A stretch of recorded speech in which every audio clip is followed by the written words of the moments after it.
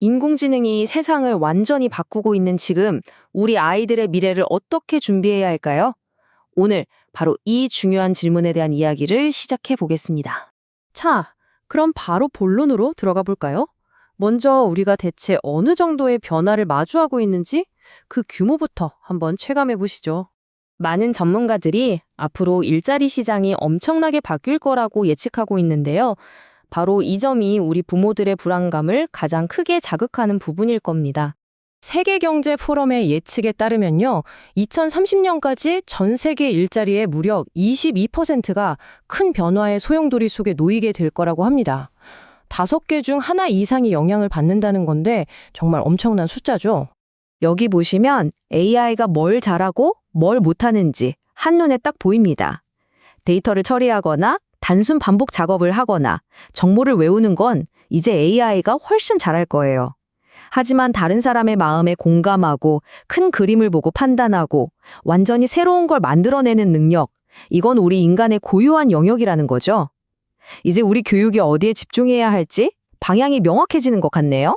그런데 AI가 던지는 도전이 단순히 일자리 문제에만 머무는 게 아닙니다. 어쩌면 더 심각하게 우리 인간관계의 가장 깊은 곳까지 파고들고 있다는 신호들이 보이고 있어요. 이게 단순히 기술 발전의 문제가 아니라는 거죠. 특히 정신건강 분야의 전문가들이 전하는 이야기들을 들어보면 AI가 우리 아이들의 마음을 어떻게 차지하고 있는지 정말 깜짝 놀랄 만한 사례들이 많습니다. 이 말, 한 정신건강의학과 의사분이 자신의 환자에게 직접 들은 말이라고 합니다. 여러분, 이 한 문장이 지금 우리가 얼마나 심각한 관계의 위기를 겪고 있는지 보여주는 것 같지 않으세요? 여기 나오는 이야기들 좀 보세요. 유일한 친구가 AI라면서 엄마보다 낫다고 말하는 아이. 고민 상담 상대로 아빠가 아니라 만장일치로 AI를 꼽은 대학생들. 이게 다 뭘 의미할까요? 우리 사회의 관계망이 이미 너무 약해져 있어서 AI가 그 빈자리를 너무나 쉽게 파고들 수 있는 상태라는 거죠. 자, 그렇다면 기술이 우리에게 도전장을 내밀었다면 해답은 역설적으로 가장 인간적인 것에서 찾아야 하지 않을까요? 그 첫걸음은 바로 교육의 혁신입니다. 그래서 우리나라 교육부에서도 이제 방향을 바꾸려고 하고 있습니다. 그냥 지식을 달달 외우게 하는 교육이 아니라 AI는 절대 흉내낼 수 없는 우리 인간만의 힘을 키워주는 쪽으로 말이죠. 이 새로운 교육 비전의 한가운데에 바로 학생 주도성이라는 개념이 자리 잡고 있습니다.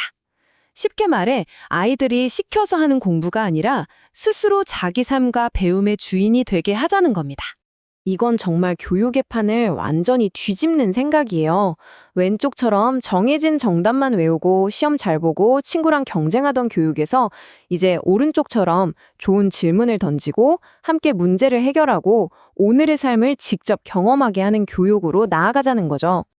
자, 그럼 다음으로 넘어가서 이게 그냥 이론으로만 그럴듯한 얘기가 아니라는 걸 보여드릴게요.